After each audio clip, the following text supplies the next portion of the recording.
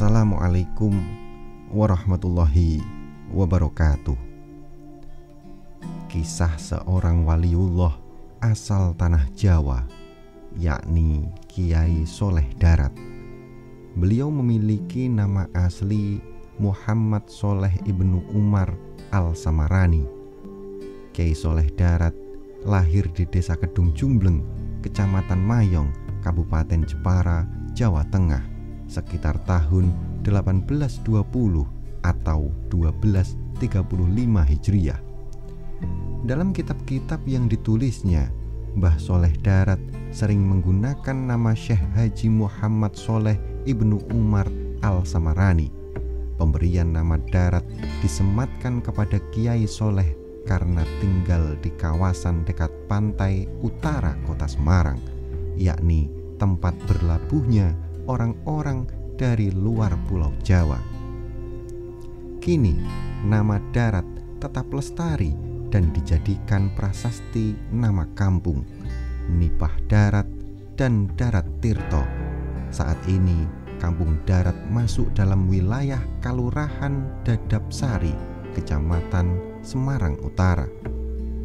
Kiai Haji Soleh Darat merupakan sosok ulama yang memiliki andil besar dalam penyebaran Islam di pantai utara Jawa, khususnya di Semarang.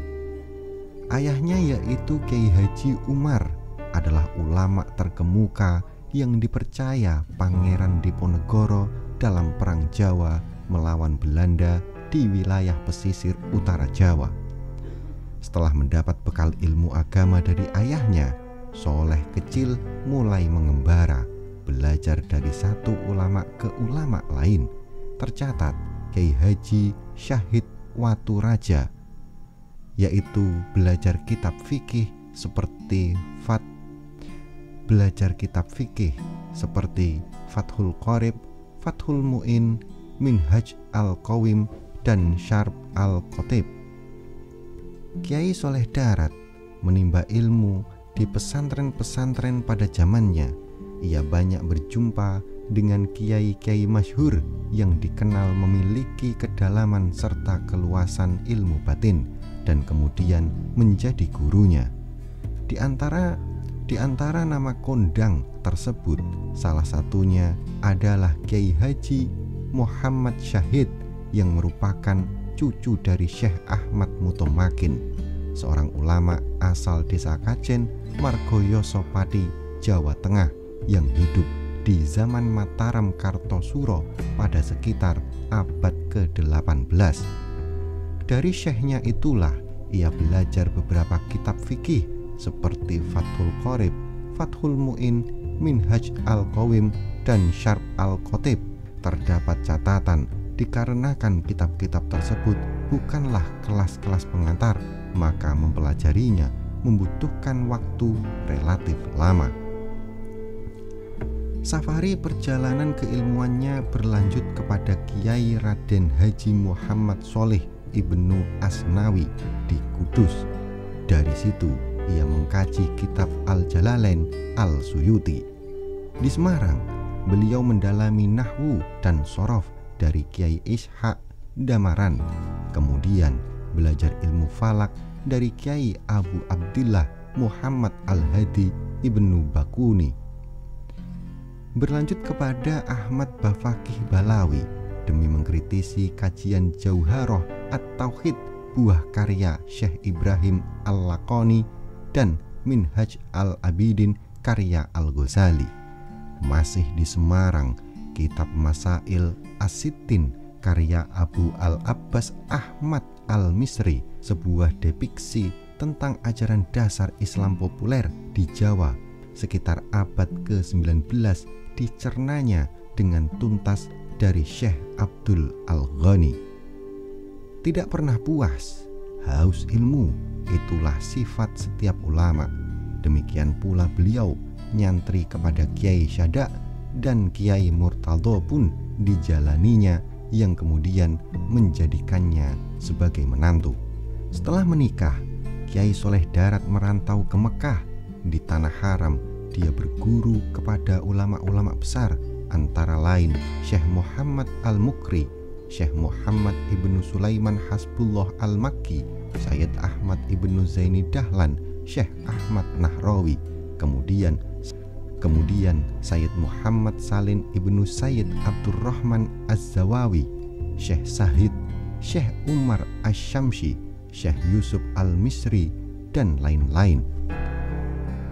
Berkat kecerdasan, kealiman, dan keluasan ilmu serta kemampuannya, akhirnya Kyai Soleh Darat mendapat ijazah dari beberapa gurunya untuk mengajar di Mekah. Selama di Mekah, beliau didatangi banyak murid, terutama dari kawasan Melayu Indonesia. Beberapa tahun kemudian, Kyai Soleh Darat kembali ke Semarang karena ingin berkhidmat kepada tanah air. Beliau kemudian mendirikan pesantren di kawasan Darat, Semarang. Oleh karena itu, beliau dikenal sebagai Kyai Soleh Darat. Kepada murid-muridnya, Kyai Soleh Darat selalu menganjurkan agar mereka giat menuntut ilmu. Menurut beliau, inti Al-Quran adalah dorongan kepada umat manusia untuk menggunakan seluruh potensi akal budi dan hatinya untuk memenuhi tuntutan kehidupan dunia dan akhirat. Beberapa santri seangkatannya antara lain Kyai Haji Muhammad Nawawi Banten atau Syekh Nawawi Al-Jawi dan Kyai Haji Khalil Bangkalan. Sepulang dari Makkah, Muhammad Soleh mengajar di pondok pesantren darat milik mertuanya Kyai Haji Murtado.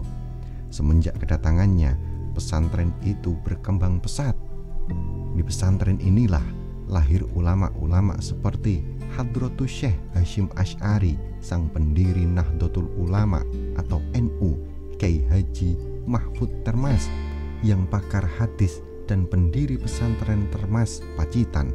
Kemudian ada Kyai Haji Ahmad Dahlan, sang pendiri organisasi Muhammadiyah, Kyai Haji Idris, pendiri pesantren Jamsaren Solo, Kyai Haji Syakban, sang ahli ilmu falak yang tersohor, Kyai Bisri Samsuri, dan Kyai Haji Dalhar. Salah satu muridnya yang terkenal tetapi bukan dari kalangan ulama adalah Raden Ajeng Kartini. Karena Raden Ajeng Kartini inilah Kyai Soleh Darat menjadi pelopor penerjemah Al-Quran ke bahasa Jawa. Menurut catatan cucu Kyai Soleh Darat, Raden Ajeng Kartini pernah punya pengalaman tidak menyenangkan saat mempelajari Islam. Guru ngajinya memarahinya karena dia bertanya tentang arti sebuah ayat Al-Quran. Kemudian ketika berkunjung ke rumah pamannya, seorang bupati Demak, Raden Ajeng Kartini menyempatkan diri mengikuti pengajian yang diberikan oleh Kyai Haji Soleh Darat. Saat itu beliau sedang mengajarkan tafsir surah Al-Fatihah. Raden Ajeng Kartini menjadi amat tertarik dengan Kyai Haji Soleh Darat.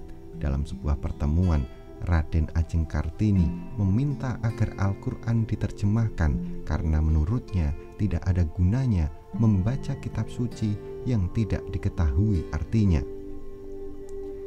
Tetapi pada waktu itu penjajah Belanda secara resmi melarang orang menerjemahkan Al-Quran. Kyai Soleh Darat menentang larangan ini. Beliau menerjemahkan Al-Quran dengan ditulis dalam huruf Arab gundul atau pegon sehingga tidak dicurigai penjajah. Kitab tafsir dan terjemah Al-Quran ini diberikan nama Kitab Faid Ar-Rahman, tafsir pertama di Nusantara dalam bahasa Jawa dengan aksara Arab. Kitab ini pula yang dihadiahkannya kepada Raden Ajeng Kartini pada saat dia menikah dengan Raden Mas Joyo Diningrat, seorang bupati Rembang. Sebagai wali Allah, Kyai Soleh Darat juga dikenal memiliki karomah. Makamnya pun menjadi tujuan ziarah banyak orang. Salah seorang wali terkenal yang suka mengunjungi makamnya adalah Gusmi atau Kyai Haji Hamim Jazuli. Meski meninggal pada bulan Ramadan, haul Mbah Soleh Darat diperingati setiap tanggal 10 Syawal di makamnya, yakni di pemakaman Bergota, Semarang. Dikisahkan bahwa suatu ketika Mbah Soleh Darat sedang berjalan kaki menuju Semarang. Kemudian lewatlah tentara Belanda berkendara mobil. Begitu mobil mereka menyalip Mbah Soleh Darat, tiba-tiba mogok. Mobil itu baru saja bisa berjalan lagi setelah tentara Belanda memberi tumpangan kepada Mbah Soleh Darat. Di lain waktu, karena mengetahui pengaruh Mbah Soleh Darat yang besar, pemerintah Belanda coba menyogoknya. Maka diutuslah seorang untuk menghadiahkan banyak uang kepada Mbah Soleh dengan harapan Mbah Soleh Darat mau berkompromi dengan penjajah Belanda. Mengetahui hal ini, Mbah Soleh Darat marah dan tiba-tiba dia mengubah bongkahan batu menjadi emas di hadapan utusan Belanda itu. Namun kemudian Mbah Soleh Darat menyesal telah memperlihatkan karomahnya di depan orang. Beliau dikabarkan banyak menangis jika mengingat kejadian ini hingga akhir hayatnya. Kiai Haji Soleh Darat wafat di Semarang pada hari Jumat Wage tanggal 28 Ramadan 1321 Hijriah atau 18 Desember 1903 Masehi. Beliau dimakamkan di Pemakaman Umum Bergota, Semarang dalam usia 83 tahun. Jika Anda merasa bahwasannya konten ini bermanfaat, silahkan like dan bagikan ke seluruh jaringan yang Anda miliki. Wallahu a'lam bishawab. Wassalamualaikum warahmatullahi wabarakatuh.